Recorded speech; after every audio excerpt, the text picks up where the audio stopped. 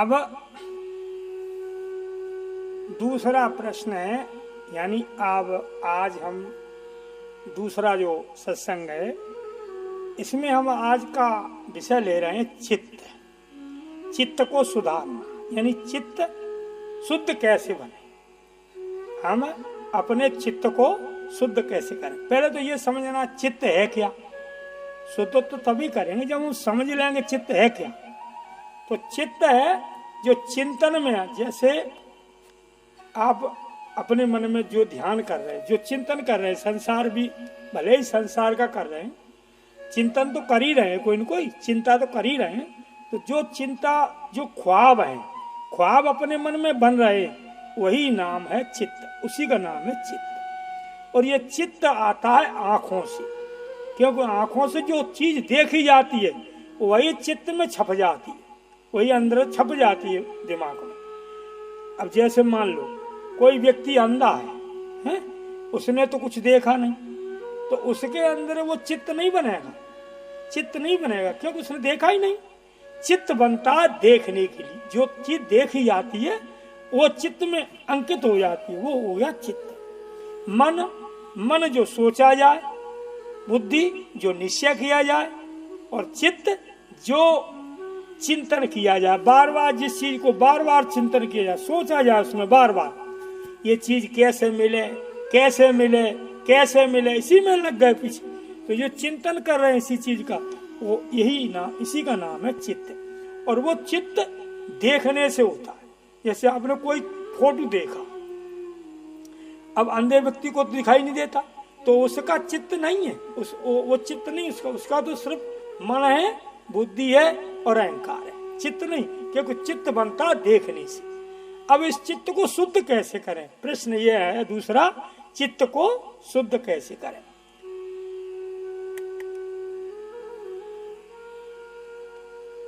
तो सबसे पहली बात चित्त को शुद्ध करना है कि हम किसी का बुरा न करें, यानी हमारे शरीर के द्वारा किसी का बुरा न हो, किसी का अनहित न हो, किसी का नुकसान न हो, चाहे न तो तन से हो और न मन से हो और न धन से हो। तीन तरह से भक्ति भी होती है और तीन तरह से नुकसान भी होता है। तन से भक्ति भी होती है और तन से नुकसान भी होता है। किसी का काम बिगाड़ना है, तन से भी बिगड़ सकता है ना, मन से भी बिगड़ सकता है और धन से भी बिगड़ सकता है, धन से तो बिगड़ ही सकता है। ऐसे ही सेवा है, जैसे हम तीन तरह से, तन से, मन से, धन से, तीन तरह से हम किसी का नुकसान कर सकते हैं, ऐसे हम तीन तरह से सेवा भी कर सकते हैं। तन से भी हम किसी का भी भला कर सकते हैं, मन से भी किसी का भला कर सकते हैं और धन से भी किसी का भला कर सकते हैं। तो चित्त की शुद्धि सबसे पहला साधन ये है चित्त की शुद्धि का, कि किसी की बुराई मत करो और किसी का अनहित मत करो। अपने समझ से काहू को काम मत बिगाड़ो। अगर काहू को काम बिगाड़ोगे तो चित्त गंदा हो जाएगा, बुराई करोगे तो चित्त में विचार गंदे आएंगे। तो जो हमारे मन में जो विचार चल रहे हैं, जो अच्छे विचार हैं, वही चित्त को निर्मल बनाते हैं, और जो बुरे विचार हैं वही चित्त को मलिन बनाते हैं। चित्त का मतलब यही है, जो चित्त में, मन में जो आ रहा है, जो दिमाग में बैठा लिया है, देख करके, सुन के नहीं बैठता। कोई बात जितनी सुन के इतनी अच्छी तरह नहीं समझ में आती जितनी देख के आती है। और सुनी बात को भी, अरे तुमने कानन सुनी, हमने आंखें देखी, तो आंखें देखी वो ज्यादा पुष्ट है। आंखें देखी विषय है, जो आंखों से देखा गया है वह विषय चित्त में बैठ गया, चित्त बन गया उसी का। तो वो चित्त जो है वही चित्त है कि अपने आंखों से किसी की बुराई मत देखो, किसी के दोष मत देखो, और अगर किसी का काम बिगड़ रहा है तो अपने द्वारा, अपने शरीर से किसी का काम न बिगड़े, किसी का अनहित न हो। ये साधना हमारी जब बनेगी तब हमारा चित्त शुद्ध होगा। और कोई, अब जैसे हम अपने मन में कई तरह के संकल्प करते, तो ऐसे संकल्प साधन में, पूजा में बैठे हम, यानी ध्यान में बैठे, लेकिन ध्यान नहीं हो रहा। कुछ लोग कहते हैं महाराज जी वैसे मन गड़बड़ नहीं करता, जब पूजा में बैठे तो भाई ज्यादा मन गड़बड़ करता है। पूजा में मन गड़बड़ करता है, क्यों करता है? कि भाई हमारे चित्त में पूजा नहीं बैठी, चित्त में तो संसार बैठा है। पूजा का तो तुम नाटक कर रहे हैं, ध्यान का तुम नाटक कर रहे हैं, ये संसार बैठा चित्त में। तो जो हमारे मन में बसा है, जो हमारे चित्त में बैठा है, वही तो पूजा में आएगा। हा? एक व्यक्ति पूजा में बैठा था, तब तक एक व्यक्ति ने पूछा उसकी लड़के से कि तुम्हारे पापा जी कहाँ हैं? तो उसने देख लिया पूजा में बैठे, और उसने भी देख लिया जो पूछ रहा है। उसने लड़के से पूछा तुम्हारे पापा जी कहाँ हैं? उसने कहा लड़के ने, वो जूता खरीद रहे हैं, जूता खरीद रहे हैं। बोले लो तुम वो झूठी बोल रहे हो, हमें दिखा रहे हो पूजा कर, तुम अगर जूता खरीद रहे? बोले हाँ दिखा ही रहे हैं, पूजा कर रहे हैं, एक मन से जूता खरीद रहे हैं। तो यानी पूजा तो हम बैठा था, हमारा शरीर पूजा में है, और मन यानी कहाँ कहाँ बैठा। तो मन इसलिए नहीं लगता पूजा में कि मन में पूजा बैठी नहीं, मन में भगवान बैठे नहीं है, मन में तो संसार बैठा है। तो जो विषय हमारे मन में बैठा है उसी विषय में मन जाएगा। है? पूजा तो हम करते हैं 10 मिनट भी पूजा में लग जाए बहुत जानना। हाँ, जैसे ही ध्यान में, जैसे पूजा घर में गए और जैसे ही बैठे अगरबत्ती लगाई और हुई मन की दौड़ शुरू। और यही नहीं पता लगता कहाँ चला गया मन कहीं संग चले गए, पूजा बीच में लटक गई। तो पूजा में मन इसीलिए लगता कि मन में पूजा बैठी नहीं, मन में संसार बैठा है। तो जो मन में बैठा है वही तो जाए। अब हम मन को लगाना है तो पहले मन में भगवान को बिठा लो, पहले मन में भक्ति को बिठा लो, पहले मन में सेवा को बिठा लो, तभी मन लगेगा। अब कोई लोग ऐसे होते हैं, ऐसे ऐसे संकल्प करते रहते जो कभी पूरे हो ही नहीं। तो ऐसे संकल्प मत करो, ऐसे संकल्प में मत उलझो जो पूरे ही ना हो।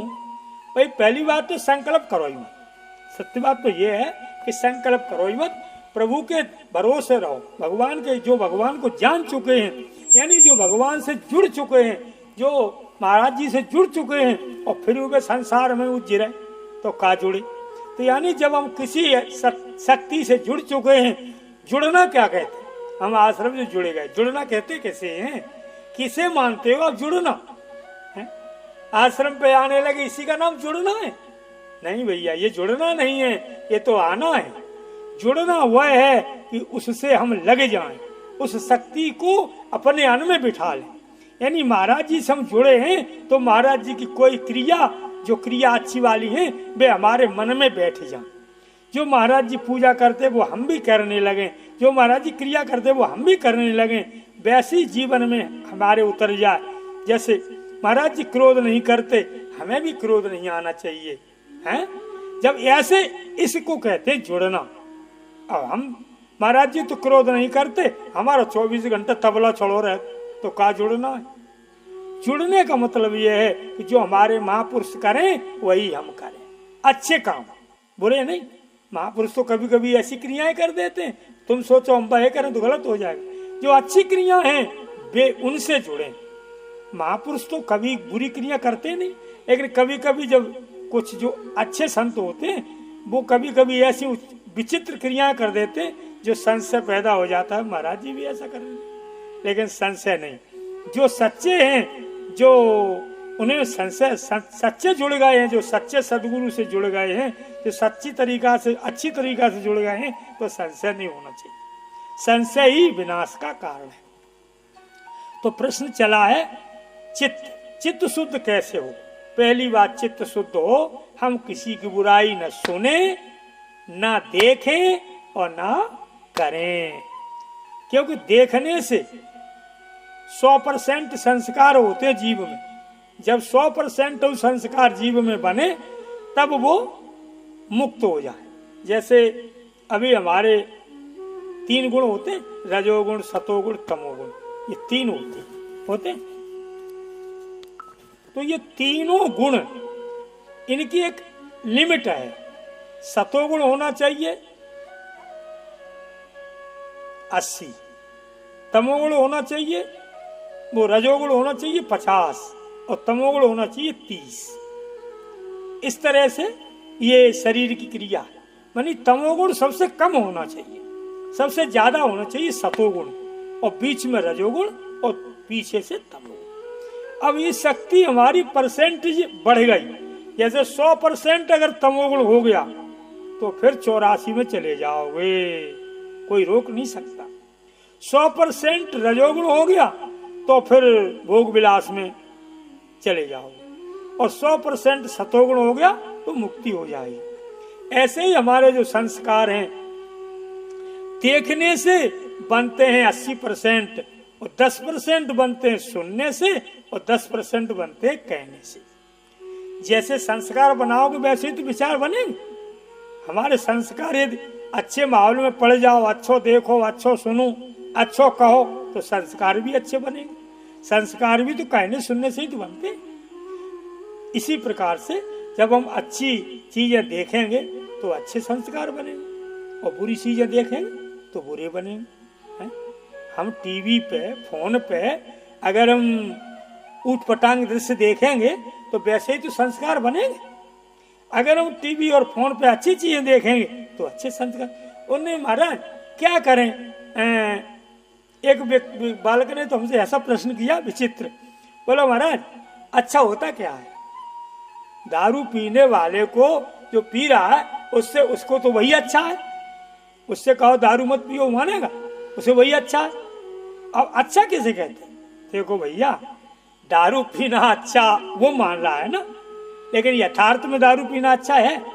अगर अच्छा है तो पुराणों में, संत महात्माओं में और सत्संग में भी ये संत कहना चाहिए संतों को कि दारू एक अच्छी चीज है, जरूर पीना चाहिए। पुराण में भी, किसी रामायण में भी कोई चौपाई ऐसी आनी चाहिए जो कि दारू पीने के लिए संबोधन किया हो। संबोधन नहीं किया। तो जो संत जिसे बुरा बता रहे हैं, शास्त्र जिसे बुरा बता रहे हैं, वो बुरा है। भले ही कोई अच्छा माने तो उससे क्या फर्क। अब जैसे बुखार चढ़े आए, जुरा आ जाए, ताप आ जाए, तो उसको मीठी चीज भी अच्छी नहीं लगती, केले भी, पेड़े भी अच्छे नहीं लगते जिसे बुखार आ जाए। अब तुम कहो केरे, वो बुखार वाला जैसे बुखार आ जाता है वो कहता पेड़ा कड़वा है। पेड़ा कड़वा है? होता है कड़वा? अब कहो बुखार वाला कह रहा है कड़वा तो कड़वा, नहीं भैया ऐसा नहीं है। वो बुखार वाला इसलिए कह रहा है कि उसे बुखार चढ़ा हुआ है, इसलिए उसे पेड़ा कड़वा लग रहा है। सांप जिसे काट लेता है उसको नीम मीठा लगता है, जबकि नीम मीठा होता नहीं। ऐसे ही जो अच्छी वस्तु होती है वो अच्छी होती है। जिसे शास्त्रों ने अच्छा बताया है, जिसे संतों ने अच्छा बताया है वो अच्छा है, जिसे शास्त्रों ने गलत बताया है वो गलत है। अब ये नहीं कि दारू पी रहा है उसके लिए दारू उसके लिए अच्छी है, लेकिन सबके लिए नहीं। वैसे देखा जाए तो उसके लिए भी अच्छी नहीं है, लेकिन वो मान रहा है कि अच्छी है। हाँ, विषय बढ़ गया है ना, वासना बढ़ गई है। ऐसे ही तो विषय भोग बढ़ जाते हैं। विषयी जो जीव होते हैं वो अच्छे बुरे काम को भी अच्छा मानते हैं, लेकिन बुरा तो बुरा ही होता है। हाँ, अभी आप दारू की शराब की एक बोतल ले आओ हैं, और कोई गंदी चीज है जैसे लेटरिन है, कोई गंदी चीज है, उसमें डालो तो एकदम सब मैल दूर कट जाता है उससे दूर। मतलब अब ये आत्मा में ये कितना ज्वलसी, मतलब कितना वैसा पदार्थ है जो कि जला देता है उस वस्तु को, जहां डाल दो तेजाब की तरह। ऐसे ही अगर शरीर में जाएगी तो अपने शरीर के जो पुर्जा हैं, अंग हैं, उनको जलाएगी कि नहीं जलाएगी। और हम उसे अच्छा मानते हैं, अच्छा मानते रहो, लेकिन वो काम तो अच्छा नहीं करती। अग्नि को अब मान लो उन्हें दारू, अगर दवा की तरह कोई चीज, अब जैसे कछु दवाएं ऐसी होती हैं जो जहर होता है, जहर, लेकिन कैंसर की दवा बनाई जाती उसमें जहर डाला जाता, उन्हीं के बोले पी लो जहर तो क्या होगा। तो भाई बीमारी में जो दवा चलती है वो अलग बात है, लेकिन बिना बीमारी के अगर हम कैंसर की दवाई खाएं, हाँ, कैंसर हो जब तो ठीक है, लेकिन अब कैंसर नहीं है और तब भी हम कैंसर की दवाई खाएं तो नुकसान करेगी तो फायदा करेगी। बस यही है, जो अच्छी चीज होती है वो अच्छी होती है, जो बुरी होती है बुरी होती है। जिसे शास्त्रों ने अच्छा बताया है वही अच्छा है, जिसे शास्त्रों ने निषेध बताया है वो बुरा है। विधि निषेध ये दो तरह की बनी है ना। निषेध कहते हैं नहीं करना चाहिए और विधि कहते हैं जो करना चाहिए। तो जो करना चाहिए वह है अच्छा, जो नहीं करना चाहिए वह है बुरा। ठीक है, यही समझ लो, ऐसे ही जान लो। तो जब तक हम अच्छे काम करेंगे तब और बुरे काम नहीं करेंगे तो हमारे चित्त में विचार अच्छे बनेंगे, बुरे काम करेंगे तो चित्त में विचार बुरे बनेंगे। और विचारों का ही काम चित्त को देखा। अब कोई कोई अनावश्यक सोचने लगे, कोई नहीं, अरे महाराज किसी की तो आदत ही पड़ जाती है टेंशन लेने की, कोई मतलब ही नहीं है, और फिर वो दुखी सुखी हो रहे हैं। अरे भैया सोचो उतना ही जो जिसे हम पूरा कर सके, उतना संकल्प करो जिसे हम पूरा कर सके। जो पूरा ही नहीं कर सकते तो फिर सोचो क्यों फालतू। और हम तो ये कहते हैं वो सोचो ही मत, कर्म करो, जो सामने आए उस कर्म को करो। फालतू सोचोगे तो बुद्धि होगा वही जो होना है, तो सोचने से होता क्या, संस्कार और खराब करो। तो सोच अनावश्यक संकल्प यानी बिना जरूरत के फालतू संकल्प करना भी एक चित्त को गंदा करना है। संकल्प करना है तो अच्छे करो, सोचना है तो भगवान के बारे में सोचो, संत के बारे में, सदगुरु के बारे में सोचो, तब तो ठीक है। संसार के बारे में सोचोगे, हाथ में अपने है नहीं, तो सिवाय दिमाग खराब करने के, मूड गर्म होने के अलावा कुछ नहीं होने वाला। इसलिए सोचो उतना जितना जरूरी है। यानी किसी ड्यूटी पे जाना है, कोई काम करना है, तो उतनी देर सोचो कि काम करने जाना है, बस चले जाओ। अब जितनी देर में हम पहुंचेंगे, जैसे हम ऑफिस जाना है, हमें यहाँ से ऑफिस जाने में 2 घंटे लगेंगे। अब 2 घंटे में हम भजन ही कर लें, 2 घंटे हमें लगेंगे, उतने में हम जप ही कर लें अपना, वो बढ़िया कि संसार की बातें सोचते सोचते पता ही नहीं लगा, तब तक उसी में लग गए। तो कहने का मतलब ये तब होता है जब हम भगवान को सब कुछ मान लें। अभी हम संसार को सब कुछ माने हैं, इसलिए हमारा मन भगवान में नहीं लगता। मन भगवान में तभी लगेगा जब हम भगवान को जरूरी मान लेंगे। अभी तो हम संसार को जरूरी मान रहे हैं, तो भगवान में मन नहीं लगेगा। हाँ, बैठे भले ही रहो। तो कहने का मतलब यही है कि जब हमें पूजा में यानी मन तभी लगेगा जब हमारे मन में पूजा बैठ जाएगी। भक्ति में मन तभी लगेगा जब हमारे मन में भक्ति बैठ जाएगी। सदगुरु सेवा में मन तभी लगेगा जब हमारे मन में सेवा बैठ जाएगी। मन में संसार बैठा है और बैठे हो पूजा में, तो फिर पूजा में मन नहीं लगेगा, वो तो वहीं जाएगा। एक छोटी सी घटना देख लो। जिस वस्तु को हम बार बार ज्यादा सोचेंगे, ज्यादा चिंतन करेंगे, और जब हम सपने में, कुछ लोग ऐसे होते हैं दिन में काम करते हैं और रात में सपना देखते हैं, कुछ तो बोल बोल के देखते हैं। तो जो दिन के काम करे वह रात में आ जाते हैं, एक पहले दिन के। और जो जिंदगी से हम भय सोच रहे हैं, फिर कहो अंत काल में, अंत काल में भगवान का नाम क्यों नहीं आता? अंतराम कहीं आता नहीं, क्यों नहीं आता? इसलिए नहीं आता कि चिंतन हमारा भगवान के लिए कम होता है, संसार के लिए ज्यादा होता है।